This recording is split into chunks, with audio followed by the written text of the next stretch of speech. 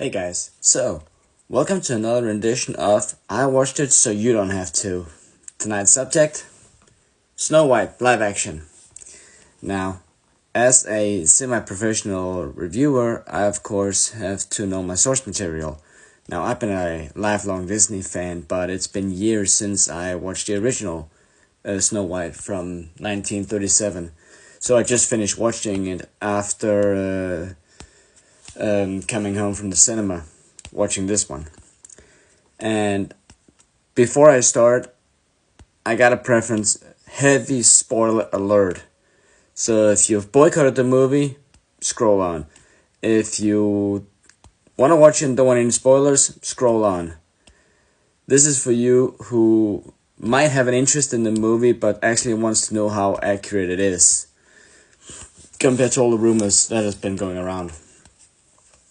Let me start with saying that after just finishing the original, I am even more angry at how some things are so accurate to the original as it is. Now, her dress here, the top part is pretty authentic, though the colors are too shiny. So it's not the worst.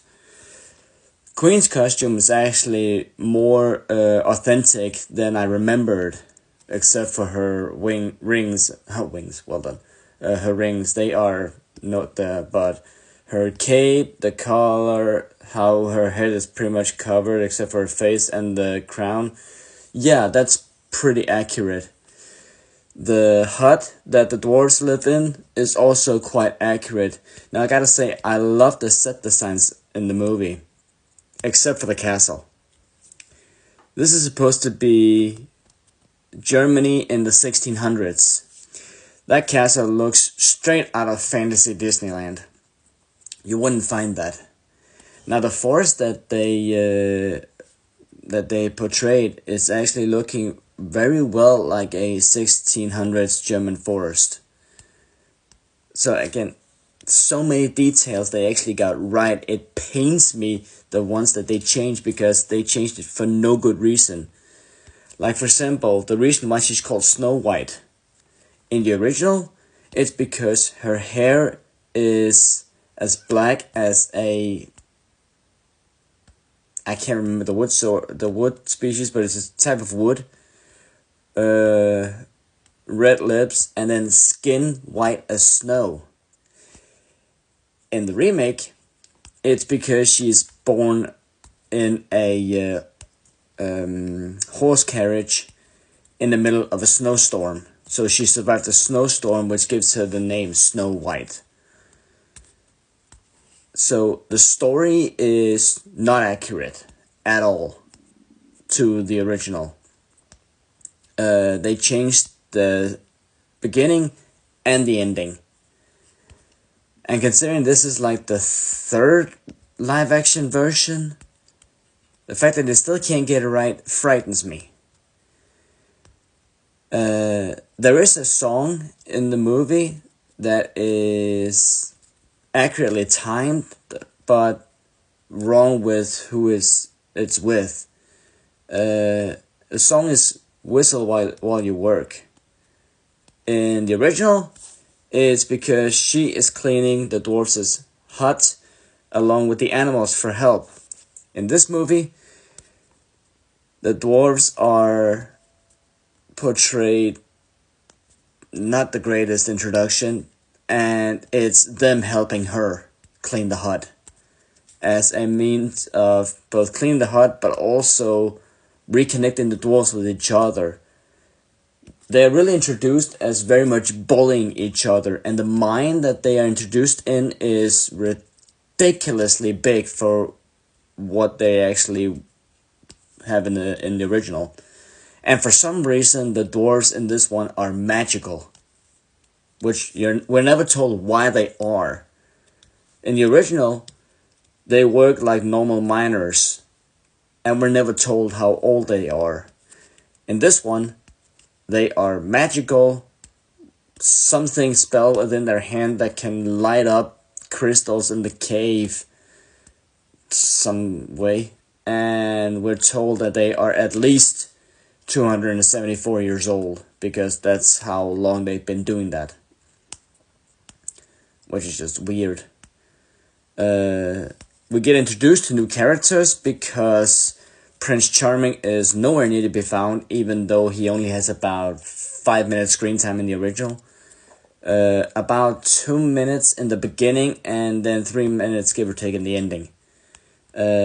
While we're told that he's searching far and wide after her after she escapes into the forest. The box that the hunter is supposed to put a heart in is surprisingly accurate, even though in the original it's a red box with a gold heart as a lock. In this one, it's a white box with a red heart as a lock. So I can be okay with that change. But the fact that we're introduced to completely new characters just because they had to change some critical parts of the storyline is just stupid. Now, I will say I do appreciate the design of the dwarves. They aren't as short as they should be, but I'll take it. The hut is beautifully designed, very accurate. Unfortunately, because of the change they made in the story, they also had to change out pretty much all the most iconic scenes of the movie. So, for example, they changed Whistle While You Work. They changed the party that she has with them in the evening, with the weird song where you see Grumpy on the piano. That ain't there. And the ending in the original is completely changed to that instead of her being hunted by the dwarves, Snow White is basically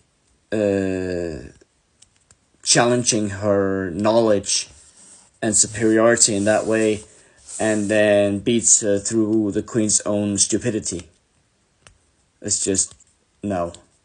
Also, in this one, she is supposed to inherit the kingdom, which in 1600s Germany would not have happened whatsoever. At least they stick to the reality in the originals with that one, because she gets up with Prince Charming to a new castle. So, yeah. In short, well, not in short, in final, is this one enjoyable as a Disney fan? No, it's not. The changes they made are to pretty much the most important parts of the original movie, and it's just for no good reason whatsoever. Now, I will say Gal Gadot's portrayal of the Queen, I'm surprisingly enjoying that. Although in this movie, she sings a lot. In the original, the Queen does not have one song. Not really. But yeah, so, no. I watched it, so you don't have to. Skip this one. Yeah. Kind of boycott it, I would say. If you've never seen the original, you could enjoy it. But, yeah, no. No good. Thanks everybody for watching. Don't forget to click that follow button. I'll see you next time.